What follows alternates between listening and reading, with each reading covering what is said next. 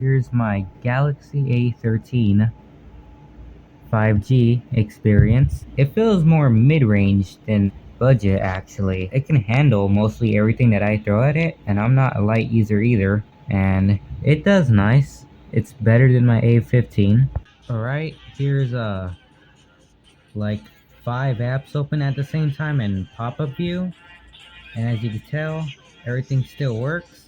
Here's YouTube, here's a game, and here's a piano. It's Arbor Mobile, and everything works fine. Perfectly smooth without lag. 5 apps running at the same time. So that just shows the performance.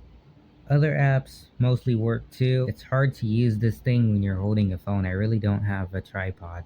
And then on the back of it, it's a nice phone. You still have 3 cameras, which are literally the same exact resolution as like the A15. They really don't improve this as much. And here is a feature that not new phones really have. A headphone jack. And I use that a lot because I hate Bluetooth. And cellular works. T-Mobile is there temporarily. I'm still transferring to AT&T, and I just decided to go with T-Mobile for now until that transfers through. For now, this works. And it has the side fingerprint, so it basically has everything that an A15 has.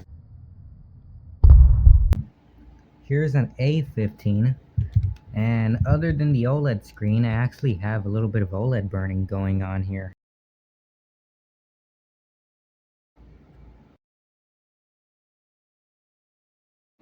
As you could tell, there's some OLED burning, but literally has the side fingerprint, the same 3 camera setup with the same resolution, and the A16 actually removed the headphone jack, so this is the last Samsung A series you could get with a headphone jack as of now, or the last A10 series that you could get with a headphone jack. Cellular is obviously messed up. It literally takes only like 2 apps and then this phone slows to a crawl. I'm not joking.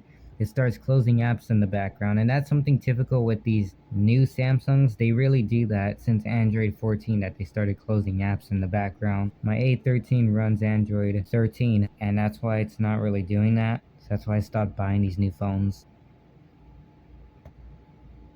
Piece of. So yeah, here's the A13 again, and performs better than the A15 5G in many ways.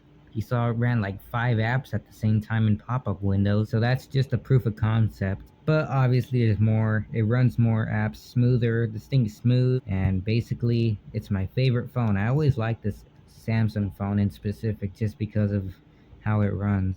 The A16 removed the headphone jack, and that phone sucks, so let's not talk about it. I had that phone, I literally returned it immediately.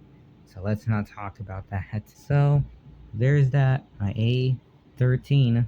And if you guys wondered how it performs, that's how it performs. It performs well, feels more mid-range, and actually it's still kind of usable nowadays. It's still usable.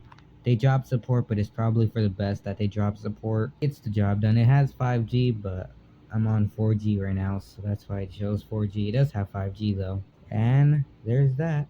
It's a nice phone. That's my review on it.